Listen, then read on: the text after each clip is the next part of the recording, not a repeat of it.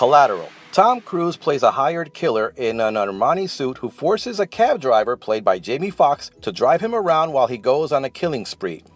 Cruise plays a cool villain, but Foxx is even better as a good-natured cabbie with big dreams, but who's paralyzed by his fear of failure. Cruise turns out to be his curse and his blessing as he wakes the cabbie out of his stupor. Layer Cake. You know those films about the gangster who wants one more big score, but he gets too greedy and gets caught? Well, this is not that film. Daniel Craig's character is smarter than that. He knows enough to walk away when the time is right, but he can't. He's surrounded by degenerates who ruin his scores and his plans and his life. A tight little film and a sensational performance by Daniel Craig. House of Sand and Fog. Jennifer Connelly plays a depressed former alcoholic whose house is taken away by the state for not paying taxes. It turns out to be a clerical error, but it's too late. The house was already sold to this man played by Ben Kingsley, an Iranian who used to work for the Shah's inner circle, and now, to his shame, he works at a construction site in LA. Flipping this house is his chance to get his family ahead. And so the battle begins. Connelly and Kingsley will stop at nothing to get the house back. This is a very compelling film. Dark, brooding, and tragic. Good, imperfect people chasing that American dream and getting swallowed up in it. Matchstick Men. Director Ridley Scott makes many hit and miss films, and Nicolas Cage often lets his quirkiness fall into annoyance. Well, here the two strike gold. Cage plays Roy, a con man with obsessive-compulsive disorder, who discovers he has a 14-year-old daughter named Angela, played by Alison Lohman. A new world of possibilities open up as he welcomes this new addition to his life, and he tries to nail that one last score so he can retire and enjoy being a father. This movie proves that sometimes you win by losing. Reservoir Dogs, Quentin Tarantino's debut film. A group of criminals involved in a bank robbery get surrounded by police and shoot their way out. They hide in a warehouse and for the rest of the film try to figure out who ratted them out. It's violent but funny, and most memorable is Scott Buscemi as the smartest one of the bunch. The action comes in stylish, sudden bursts, and the dialogue, well, it's vintage Tarantino, leading him to a very successful career. It's astonishing that this is his first film.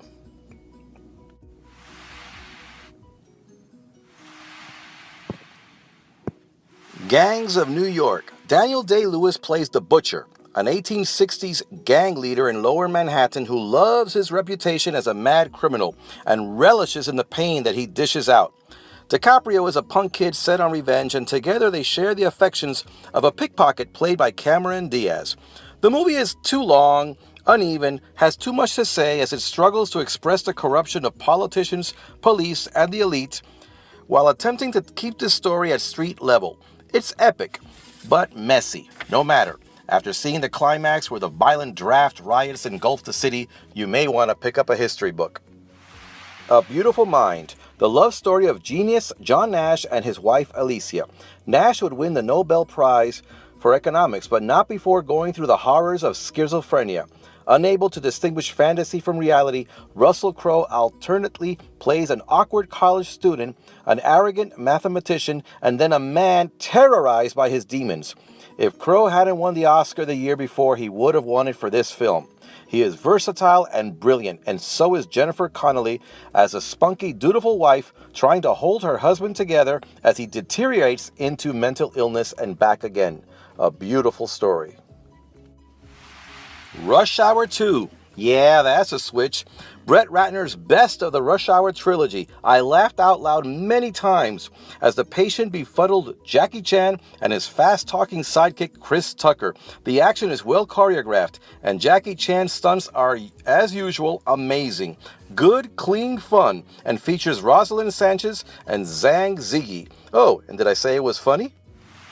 Y tu mamá también. Now, though I like this movie, I don't think it's the masterpiece that some think it is.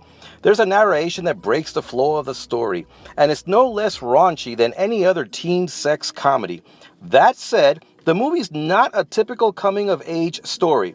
Two teenage boys go on a road trip with an older woman and learn harsh lessons as they realize they're not the best friends they thought they were.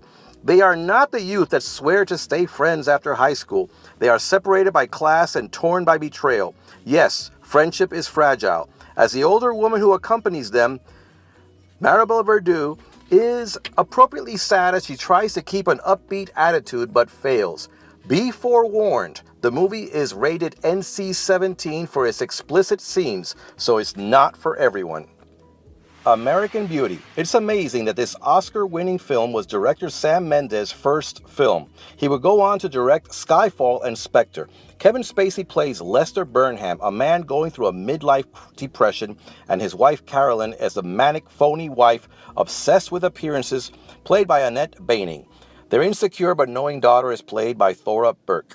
Lester slowly and hilariously, but sadly, regains his manhood. The movie is a scathing look at suburban life and how families distance themselves.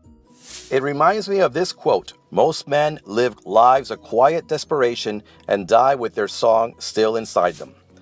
170, The Mummy. Brendan Fraser as the explorer and Rachel Weisz as Evelyn, the clumsy librarian, go into catacombs and unearth the Book of the Dead.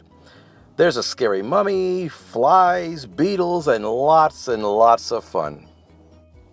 The Nutty Professor. Eddie Murphy, we know he's funny, but he shows real range here playing the overweight Professor Sherman Klump. Never mind that he also played his father, mother, and grandmother, as well as his alter ego Buddy Love. Murphy shows pain and dignity in his eyes, even as he is covered with makeup and the fat suit. He tugs at our heartstrings. Enough said. Ignore the fart jokes and go see it. Bruce Almighty. This is my best Jim Carrey comedy. He tones down his typical manic movements just enough to play a character. As a reporter in a small TV station, he wants to be taken seriously, but neglects those who appreciate him, such as his loving girlfriend played by Jennifer Aniston. When God himself, played with dignity by Morgan Freeman, allows him to take control over his life, Bruce gets everything he wants but loses what's important. Yes, it's cliché, but though the story is predictable, Jim Carrey is a delight, and so is the movie. Copland. Much has been said about Sylvester Stallone gaining 40 pounds to play a sheriff. But the rest of the crew, which included Harvey Keitel, Ray Liotta, and Robert De Niro, they're very fine too. A group of crooked New York police officers have pretty much taken over a New Jersey town, and the local sheriff, played by Stallone, threatens to expose the corrupt real estate deals that allow these officers to move in. There are too many subplots that don't go anywhere. So-and-so is cheating on so-and-so. Ray Liotta is trying to get some insurance money. Somebody is killed but then turns up alive. Stallone is in love with Annabelle Sciorra. Yeah, too much is going on. Too many subplots. But it's all compelling. And in the end, Stallone proves that even though he may or may not impress as an emotional actor, as a physical actor, he is unmatched. Watch him crawl with a pierced eardrum in the final scenes and feel the pain. Born on the 4th of July, Oliver Stone's ambitious film of a young recruit before, during, and after a tour in the Vietnam War. Tom Cruise is mesmerizing as Ron Kovic, the true story of a high school boy who goes off with enthusiasm to fight in the Vietnam War, but comes back a depressed, crippled, paraplegic, consumed by guilt and anger. Now, I wish the film had not been so hysterical and so loud. I wish it had more quieter scenes, that the writing could have had a tighter narrative. It kind of just dwindles and ends. But Tom Cruise is unrecognizable here, showing true emotions and real frustrations. Do the Right Thing, one of director Spike Lee's best films. On the hottest day of the year, at an Italian-American restaurant in a black neighborhood, a local complains to the owner. Why are there only pictures of white Italians on the wall? Where are the black celebrities? Well, the cast is great. The film ends in a race riot and challenges us to think. There are no simple answers here. It is ferocious, it is funny, and it is profane. A real treat. The Last Temptation of Christ. Now, this film is not based on the Bible. Martin Scorsese explores the duality of good and evil in man and uses the figure of Jesus Christ to do this. Now, this could be offensive enough for many. As Satan tempts Jesus throughout his life, Jesus is ultimately crucified. And as Satan, disguised as an angel, tempts him one last time to come down and live a normal life, Jesus starts to hallucinate about what would happen if he did so. In his dream, he comes down, marries Mary Magdalene, has children, and grows old. But then, as Jerusalem falls in 70 AD, he changes his mind. As he cries out to his Father, flames of Jerusalem flare around him. He is in hell. Actor Willem Dafoe gave me goosebumps in this scene. Now, Jesus wakes up, smiles triumphantly.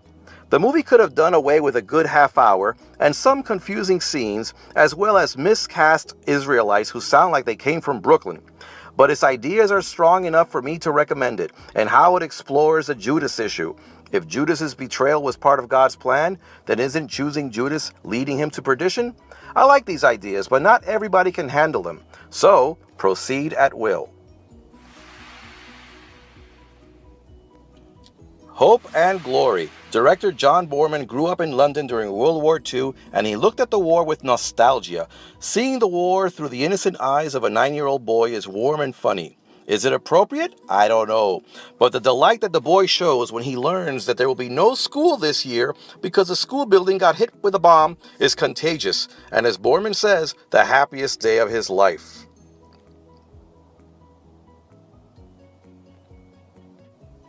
Planes, trains, and automobiles.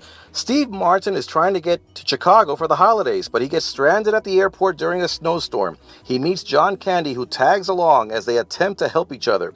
The pairing is pure genius. Martin bounces his anal retentive smugness off the overbearing but lovable John Candy.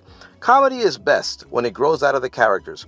Candy is especially effective as he shows the pain in his eyes when Steve Martin insults him, but rather than break down, he takes a deep breath and defends himself. This is heartwarming from the man who brought us Home Alone. Catch it.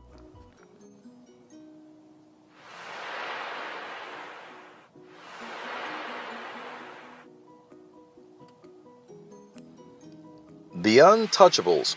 The word is that the director, Brian De Palma, was hurt when he was accused of glorifying gangsters in his last film, Scarface. So he did an about-face and decided to focus on the good guys, the Untouchables, the Prohibition-era crime fighters. We do root for Kevin Costner, Andy Garcia, Charles Martin Smith, and Oscar-winning Sean Connery. But nevertheless, you need an interesting villain, and no one was better for Al Capone than Robert De Niro, who played his role with gusto.